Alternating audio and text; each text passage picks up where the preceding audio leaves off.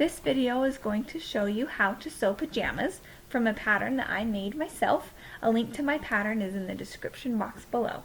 You're going to want to use stretchy fabric, especially for the collar and the sleeve cuffs. Here I'm using sweatshirt fabric. I typically prefer fabric that's lighter and stretchier. Each pattern piece will be cut on a fold. Pay attention to the stretch direction. When you're cutting the sleeves, they need to be cut to mirror each other, so fold the fabric before cutting. Also, don't forget to cut a notch to mark the front of the sleeve.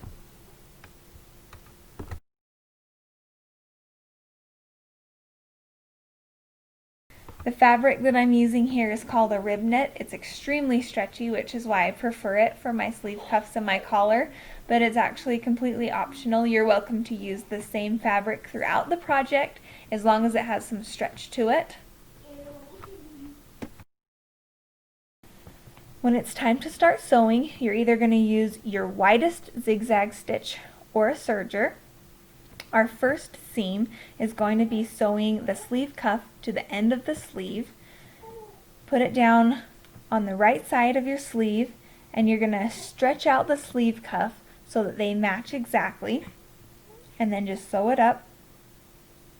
When that seam is finished, we're just going to close up our sleeve by putting the right sides together again.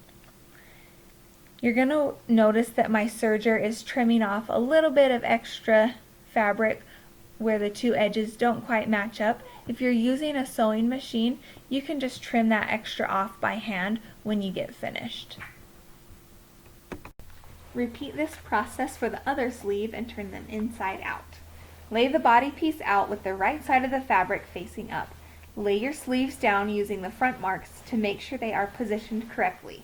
I only pin the left corner of each sleeve because I will need the slack as I sew. When you start the seam, the sleeve needs to be on top. Go slow and pull the edge of the sleeve to match the edge of the armpit as you go along.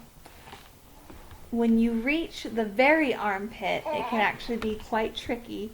You're going to have to start pulling the sleeve from behind your presser foot to give yourself a little bit of slack in order to make sure that these two edges are going to continue to be lined up as you sew it. When the arms are in, we can add the collar. With the right side of the body facing up, you place the corner of the collar about a ½ inch away from the edge of the body, then fold that bit over to make a collar sandwich. Pin it in place and repeat for the other side. As you finish up these pins, you're going to see the collar is much shorter than the edge of the body. Just stretch the collar out until it fits. If the collar is not stretchy enough, you're going to put a pleat right in the center of the body. Otherwise, just pin the center. And I like to stretch the back of the collar extremely tight and then stretch the front two panels a little bit less. This just helps it fit better when you're finished. Even if you have pinned the collar in place, when you get it into the sewing machine, you're still going to need to stretch it out again as you sew along, just to make sure the edges stay even. And you can see I'm giving it a pretty good stretch as I sew.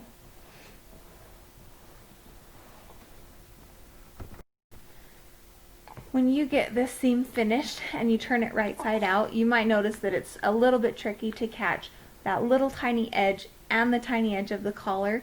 You might just have to stick it back in the sewing machines a couple of times until you've caught both sides. And ta-da! It looks magic when you turn it inside out. When it's time to do the feet, you just take the outside flaps, fold them into the center, and then we're going to make some pleats for the heel. You don't actually need to measure these pleats. You can just use the front flap as your guide. When the toes match up, you know that your pleat's the right size. You do need to put some pins in that. When we're ready to do the crotch, you're just going to fold those little flaps toward the outside and make sure that they're overlapping one another. If they don't quite match up to the back of the crotch, you need to take your scissors and just trim up so that all of those layers are matching before you start to sew. The crotch also needs to be facing up when you start this seam. And we actually only have one seam left. We're going to make basically a large W.